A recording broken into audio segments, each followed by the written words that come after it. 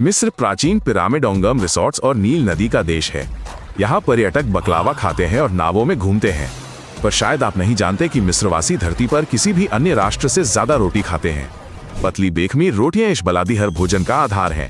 औसत मिस्रवासी इतनी रोटी खाता है कि ये देश गेहूं के सबसे बड़े आयातकों में से एक बन गया है। अरबी में शब्द का अर्थ जीवन है, क्योंकि बिना रोटी के यहाँ नाश्ता, दोपहर या रात का खाना अकल्पनीय है। सरकार दशकों से इसके उत्पादन पर सब्सिडी दे रही है। लाखों नागरिकों को 5 रोटियां लगभग मुफ्त मिलती हैं, सिर्फ 5 पियास्त्र में। इसलिए बेकरियों पर हमेशा लंबी कतारें लगी रहती हैं। गरम रोटी हर चीज के साथ खाई जाती है। इससे स्टू खाते हैं, फलाफेल लपेटते हैं या चलते फिरते खाते हैं। एक बार रोटी की कीमत बढ़ाने की कोशिश से 1970 के दशक में रोटी दंगे भड़क गए थे। तब से सरकार इस मुद्दे को छेड़ने से डरती है। कोई भी काहिरा का टैक्सी ड्राइवर कहेगा, मिस्र में बिना रोटी के पूरा दिन नहीं होता। मिस्र की राजधानी काहिरा में मनस्यात नासिर नाम का एक इलाका है। लोग इसे कचरा शहर कहते हैं। यहाँ कॉप्ट ईसाई जाबालिन समुदाय रहता है। वे निजी कचरा बीनने वाले हैं। ये दशकों से घर घर जाकर कचरा इकट्ठा करते हैं, फिर इसे अपने मोहल्ले में लाते हैं। वे हर थैले को हाथ से अलग अलग करते हैं। लगभग 80% कचरे को रिसाइकल करते हैं। बोतलों से प्लास्टिक दाने बनाते हैं। डिब्बों से धातु के ब्रिकेट दबाते हैं। खाने का बचा कचरा सुअरों को खिलाते हैं। एक बार शहर ने उन्हें हटाने की कोशिश की। एक बड़ी अंतर्राष्ट्रीय कंपनी लाई गई, पर सड़कें और गंदी हो गईं। कचरा भी बहुत बढ़ गया। अधिकारी पुरानी व्यवस्था पर लौट आए, क्योंकि जाबालिन किसी भी कंपनी से बेहतर काम करते हैं। मोहल्ले में गुलाबों से खुशबू नहीं आती, लेकिन ये गरीब इलाका ही शहर की पर्यावरण संभालता है। ये 2 करोड़ निवासियों का महानगर है। मिस्र के पश्चिमी रेगिस्तान में वाडी अल हिटान है। इसे अरबी में वाल घाटी कहते हैं। ये दुनिया की सबसे अद्भुत पुरातात्विक खोजों में से एक है। गर्म रेत में 40 करोड़ साल पुराने वेल के सैकड़ों जीवाश्म कंकाल हैं। कुछ में अभी भी छोटे पिछले पैर दिखते हैं। ये वेल के शुरुआती रूप थे जो पानी में पूरी तरह नहीं ढले थे। कभी यहाँ गर्म टेथिस सागर था। इसमें उथली झीलें और तटवर्ती वनस्पति थी। अब यहाँ इंसान के आकार की रीढ़ की हड्डियां और विशाल पसलियां मिलती हैं। यूनेस्को इसे खुले संग्रहालय के रूप में संरक्षित करता है। यहाँ हम अपनी आंखों से जानवरों को महासागरों का शासक बनते देखते हैं। विरोधाभास ये है कि आप यहाँ प्राचीन महासागर को छू सकते हैं, जो करोड़ों साल पहले गायब हो गया था। ये पृथ्वी के सबसे शुष्क स्थानों में से एक है। तुतनखामुन के वक्ष आभूषण में चमकीले पीले रंग का स्कारब बीटल है। यह नपन्ना हैन अंबर बल्कि दुर्लभ रेगिस्तानी कांच है। ये 2.9 करोड़ साल पहले बना था। तब एक उल्कापिंड लीबियाई रेगिस्तान में धरती से टकराया था। टक्कर की लहर ने क्वार्ट्ज रेत को पिघला दिया। तापमान 3000 डिग्री सेल्सियस से अधिक था। इससे सुनहरे कांच जैसे टुकड़े रेत में फैल गए। प्राचीन मिस्रवासी इन पत्थरों का स्रोत नहीं जानते थे। वे इन्हें देवताओं का उपहार मानते थे। इनकी असाधारण सूर्य जैसी चमक के कारण वे इन्हें फिरौन के आभूषणों में इस्तेमाल करते थे। युवा शासक के पास एक शाब्दिक अलौकिक ताबीज था। ये अंतरिक्षीय टक्कर से जन्मा था।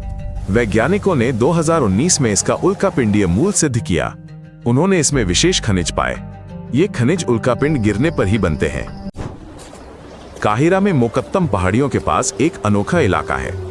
इसे मृतकों का शहर कहते हैं, पर यहाँ सामान्य परिवार रहते हैं। कुछ ने पारिवारिक कब्रों से कमरे जोड़े, कुछ ने मकबरे के आंगन को घर बनाया। ये बस्ती 20वीं सदी के मध्य में बनी। यहाँ लाखों लोग रहते हैं। तब शरणार्थी और प्रवासी सस्ते घर नहीं ढूंढ पाए। उन्होंने खाली कब्रों में रहना शुरू किया। समय के साथ यहाँ दुकानें, कार्यशालाएं बनी, स्कूल और छोटी मस्जिदें भी आईं। आज सरकार नई सड़कों के लिए निवासियों को हटा रही है, पर कई परिवारों के लिए ये तीसरी पीढ़ी का घर है। पुरानी कब्रों के बीच संकरी गलियों में घूमते हुए एक अजीबोगरीब नजारा दिखता है। बच्चे कब्रों के बीच फुटबॉल खेलते हैं। प्राचीन पत्थरों की मेहराबों पर कपड़े सूख रहे हैं। मकबरों के बीच तार और सैटेलाइट एंटीना लगे हैं। 2011 की मिस्र क्रांति के दौरान सरकार ने एक अभूतपूर्व कदम उठाया। 28 जनवरी की रात स्थानीय समयानुसार लगभग 1:30 बजे बड़े ISPs ने देश भर में इंटरनेट बंद कर दिया। मोबाइल और SMS सेवाएं भी काम करना बंद कर गईं। सरकार फेसबुक और ट्विटर पर आयोजित विरोध प्रदर्शनों को रोकना चाहती थी।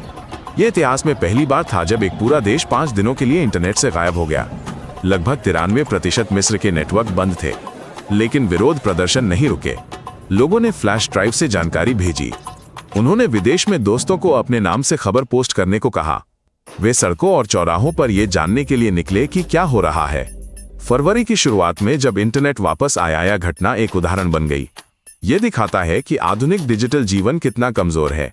एक आदेश से पूरा देश मिनटों में वैश्विक नेटवर्क से कट सकता है।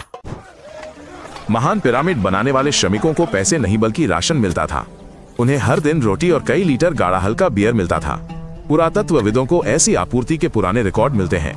ये बियर केवल मनोरंजन नहीं थी, बल्कि यह कैलोरी, तरल और पोषक तत्वों का महत्वपूर्ण स्रोत थी, खासकर रेगिस्तानी परिस्थितियों में। दरअसल प्राचीन मिस्र की बियर आज की शराब जैसी नहीं थी। ये जौफल और जड़ी बूटियों से बनी एक तरल दलिया थी। इसमें खमीर और विटामिन प्रचुर मात्रा में थे। ये पोषण से भरपूर थी। ऐसे राशन के बिना गर्मी में ये विशाल निर्माण रुक जाता। अब इतिहासकार मजाक करते हैं। वे कहते हैं पिरामिड प्राचीन बड़े पैमाने पर बियर बनाने का सह उत्पाद है। इस मजाक में बहुत सच्चाई है। अवशेषों के विश्लेषण से पता चलता है ये पेश श्रमिकों को आवश्यक ऊर्जा देता था। वे इससे कई टन वजनी पत्थरों को खींच पाते थे। मिस्र का लगभग पूरा क्षेत्र बंजर रेगिस्तान है। लोग नील नदी के किनारे एक संकरी हरी पट्टी और उसके डेल्टा में रहते हैं। 5% से भी कम भूमि लगभग 10 करोड़ लोगों को भोजन देती है। बाकी 95% रेगिस्तानी रेत है जहां एक भी गांव नहीं है। उपग्रह चित्रों में ये सीमा अविश्वसनीय रूप से स्पष्ट दिखती है। चमकीले हरे खेत अचानक पीले भूरे टीलों में बदल जाते हैं, जैसे किसी ने मानचित्र पर एक रेखा खींच दी हो। इसलिए सभी सड़कें, शहर और रेल मार्ग पानी के पास ही बने हैं। एक कदम दूर होते ही गर्म वीराना है, जहां मीलों तक कोई इंसान नहीं दिखता। ये असंतुलन बताता है कि नील घाटी ग्रह के सबसे घनी आबादी वाले स्थानों में से एक क्यों है। इसके ठीक बाहर विशाल निर्जन क्षेत्र हैं। वे समुद्रहीन विशाल समुद्र तट जैसे दिखते हैं। असवान जैसे दक्षिणी मिस्र के शहरों में साल में कुछ ही बार बारिश होती है। अक्सर ये बस कुछ बूंदें होती हैं। बच्चे कभी भारी बारिश देखे बिना बड़े हो सकते हैं। हमें सामान्य लगने वाले पोखर, छाते और बारिश का मौसम यहाँ नहीं होते। पूरा जीवन नील नदी से जुड़ा है। खेत नदी के पानी से सींचे जाते हैं। आसमान के बादल अक्सर नमी नहीं देते, क्योंकि बूंदें जमीन तक पहुंचने से पहले गर्म हवा में भाप बन जाती हैं। इस जलवायु के कारण साफ नीला आसमान साल के लगभग 365 दिन सामान्य है। अगर बारिश होती है तो ये खबर में एक दुर्लभ घटना होती है। यही कारण है कि मिस्र दुनिया के सबसे सूखे देशों में से एक है। यहाँ भारी बारिश शब्द एक कल्पना जैसा लगता है। हर वसंत में देश प्राचीन पर्व शाम एल नसीम मनाता है। यह प्रकृति में पिकनिक का दिन होता है। ये स्थानीय कॉप्टिक ईसाइयों के ईस्टर के साथ आता है, पर सभी मिस्रवासी धर्म की परवाह किए बिना इसका आनंद लेते हैं। त्योहार का मुख्य व्यंजन फेसी है। ये बहुत नमकीन सूखी मछली होती है। इसमें तीखी विशिष्ट गंध होती है। इसे एक खास पारंपरिक तरीके से बनाते हैं। इसे हरे प्याज और उबले अंडे के साथ खाते हैं। ये परंपरा हजारों साल पुरानी है। ये प्राचीन फिरौन के समय से चली आ रही है। डॉक्टर हर साल जहर के खतरे की चेतावनी देते हैं। वे फेसी को केवल भरोसेमंद विक्रेताओं से खरीदने को कहते हैं, पर लाखों परिवार फिर भी अपनी खुशबूदार मछली घास पर बिछाते हैं, क्योंकि मिस्रवासियों के लिए फेसी के बिना वसंत नहीं है। अंत में हम कहेंगे, ये मिस्र के बारे में 10 तथ्य थे। यदि आपको कुछ नया पता चला तो लाइक करें। अगले अंक को न चूकने के लिए सब्सक्राइब करें। ये एक और अद्भुत देश के बारे में होगा। अलविदा।